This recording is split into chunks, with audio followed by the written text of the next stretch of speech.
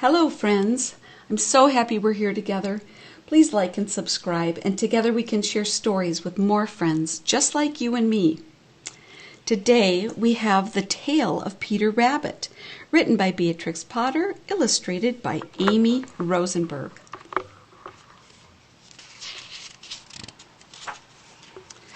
Once upon a time there were 4 little rabbits, and their names were Flopsy, Mopsy, Cottontail, and Peter.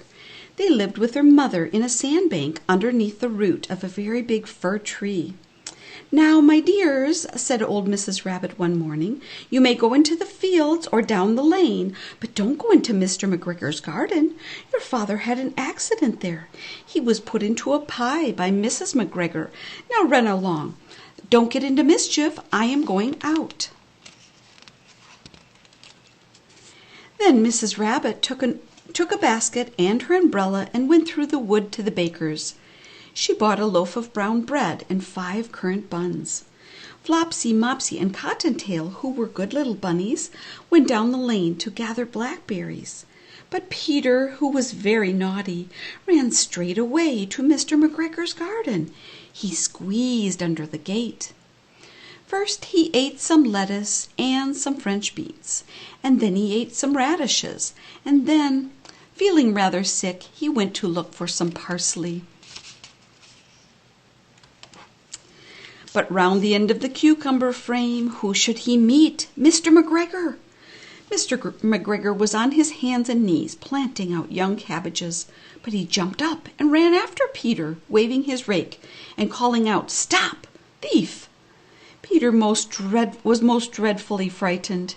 He rushed all over the garden, for he had forgotten his way back to the gate. He lost one shoe amongst the cabbages and another shoe amongst the potatoes. After losing them, he ran on 4 legs and went faster, so that I think he might have gotten away altogether if he had not unfortunately run into a gooseberry net and gotten caught by the large buttons on his jacket.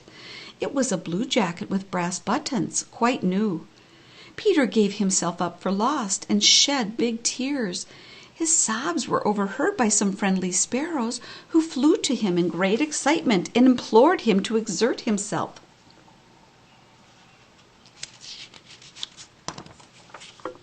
Mr. McGregor came up with a sieve, which he intended to pop upon the top of Peter, but Peter wiggled out just in time, leaving his jacket behind him, and rushed into the tool shed. He jumped into a can.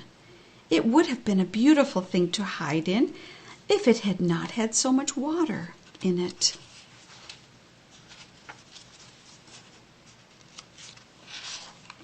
Mr. McGregor was quite sure Peter was somewhere in the tool shed, perhaps hidden underneath a flower pot. He began to turn them over carefully, looking under each, and presently Peter sneezed. "Achoo!" Mr. McGregor was after him in no time and tried to put his foot upon Peter, who jumped out the window, upsetting 3 plants. The window was too small for Mr. McGregor, and he was tired of running after Peter. He went back to his work. Peter sat down to rest. He was out of breath and trembling with fright. He had not the least idea which way to go. After a time he began to wander about, going lippity-lippity, not very fast, and looking around. He found a door in the wall, but it was locked, and there was no room for a fat little rabbit to squeeze underneath. Excuse me. An old mouse was running in and out over the stone doorstep, carrying peas and beans to her family in the wood. Peter asked her the way to the gate, but she had such a large pea in her mouth, she could not answer. She only shook her head at him. Peter began to cry.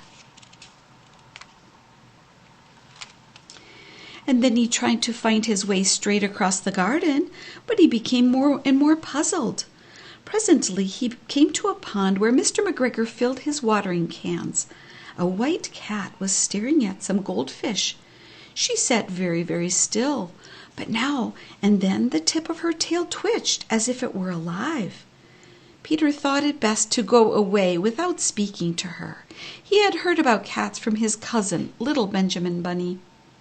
He went back toward the tool shed, but suddenly, quite close to him, he heard the noise of a hoe. Scritch, scratch, scratch, scritch. Peter scuttered underneath the bushes, but presently, as nothing happened, he came out and climbed upon a wheelbarrow and peeped over. The first thing he saw was Mr. McGregor hoeing onions.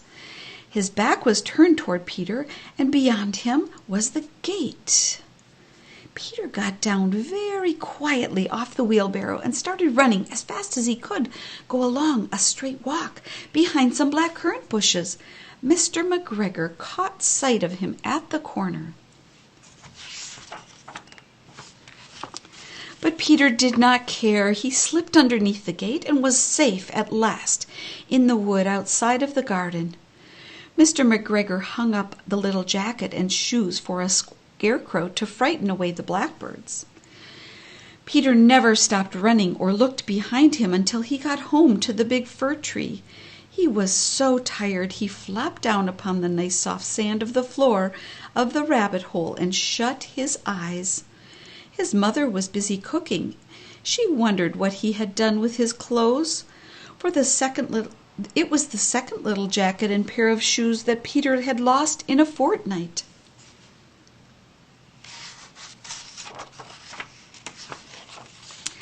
I'm sorry to say that Peter was not very well during the evening. His mother put him to bed and made some chamomile tea. She gave a dose of it to Peter, 1 tablespoonful to be taken at bedtime. But Flopsy, Mopsy, and Cottontail had bread and milk and blackberries for supper. Good night, friends. Sleep well.